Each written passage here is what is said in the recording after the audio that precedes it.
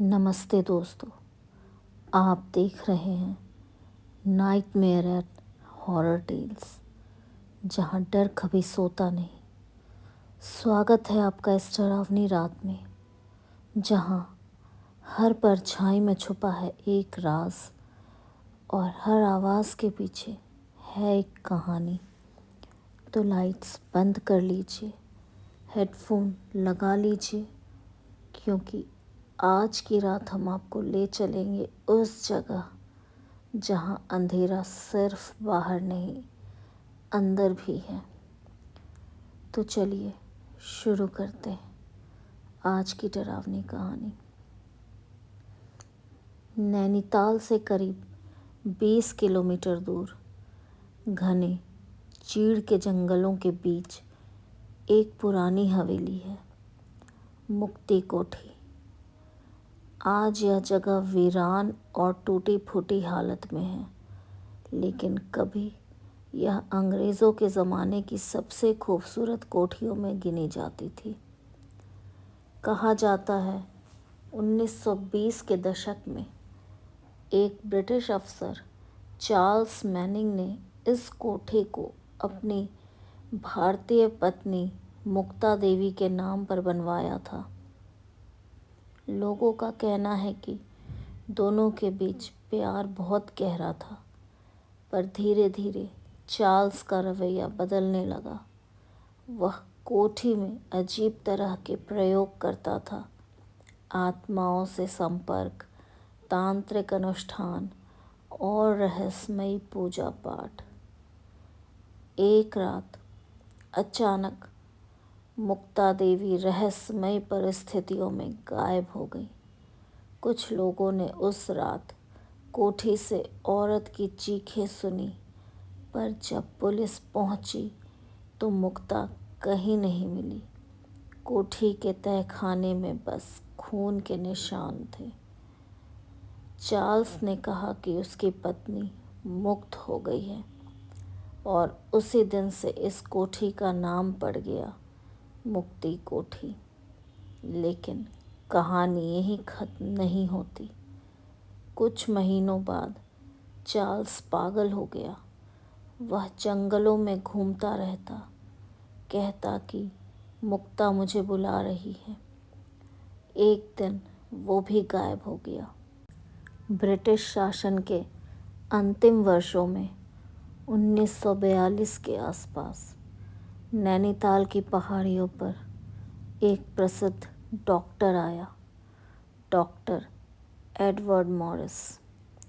वो एक प्रतिभाशाली न्यूरोसर्जन था, पर उससे भी ज़्यादा प्रसिद्ध उसकी अजीब आदतें थीं।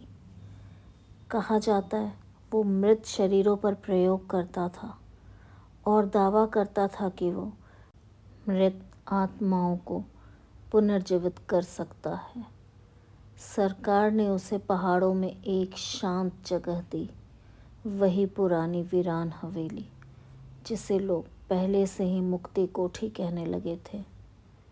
वहाँ के लोग डर के मारे उस इलाके में कदम भी नहीं रखते थे, लेकिन डॉक्टर मॉरिस को ये शांति पसंद थी।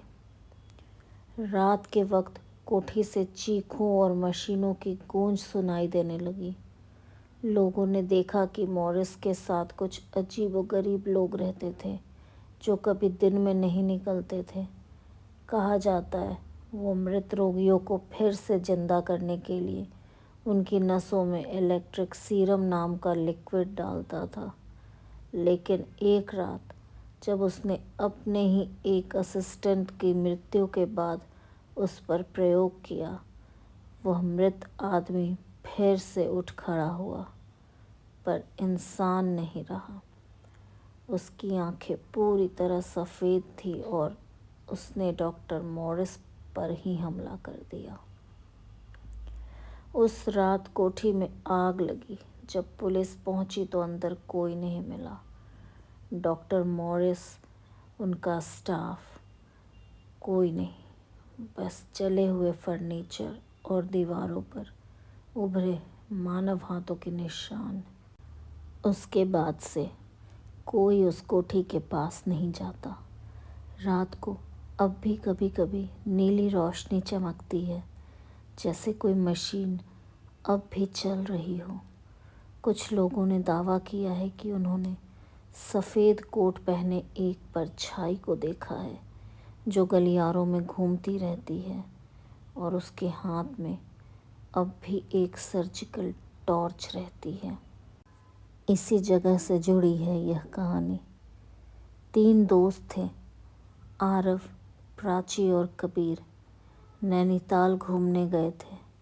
स्थानीय लोगों ने उन्हें उस कोठी के बारे में चेतावनी दी थी, बेटा वहाँ मत जाना, जो गया वो लौटकर वैसा नहीं रहा। पर रोमांच की तलाश में उन्होंने तय किया, आज रात वहीं चलेंगे। रात के 11 बजे वो टॉर्च लेकर जंगल के रास्ते से उस कोठी तक पहुँचे। लोहे का गेट जंग खाया था, पर खुलते ही एक ठंडी हवा का झोंका उनके चेहरों से टकराया। अंदर की दीवारों पर नमी थी और हर कोनों से किसी के चलने की आवाज़ आ रही थी। कबीर को एक पुरानी डायरी मिली जिस पर धूल जमा था। उसमें लिखा था, मैं रागनी, इस कोठी की आखिरी मालकिन। मेरे पति ने मुझे इसी कमरे में कैद कर जला दिया। मेरी आत्मा अब मुक्ति की तलाश में है। आरव ने धीरे से कहा, शायद इसलिए इसे मुक्ति कोठी कहते हैं। अचानक कमरे के कोने में रखे आईने में धुंध सा बनने लगा। आईने के भीतर एक औरत का चेहरा उभरा, आधा जला हुआ, आंखें गोल सफ़ेद। प्राची चीख पड़ी, टॉर्च गिर गया। दीवारों से आवाज़ आई, कौन मेरी मुक्ति में बाधा डाल रहा है? तभी आईना टूट गया और रागनी की परछाई कमरे में फैल गई। हर दीवार पर उसकी परछाई थी। एक साथ 100 रागनी, हर एक की निगाह उन पर टिकी थी। आरव ने कांपते हुए दरवाज़ा खोला, पर बाहर वही रास्ता गायब था। अब बस कोहरा था और उस कोहरे में किसी के कदमों की आवाज़ आती रही। सुबह जब वहाँ के लोग पहुँचे तो कोठी के फर्श पर सिर्फ 3 टॉर्चें मिली, पर तीनों दोस्तों का कोई पता नहीं चला। उस रात से कोठी की खिड़कियों में फिर से 3 परछाइयाँ दिखती हैं, एक लड़का, एक लड़की और एक साया जो मुस्कुराता है। मुक्ति कोठी में कोई नया मेहमान आया है।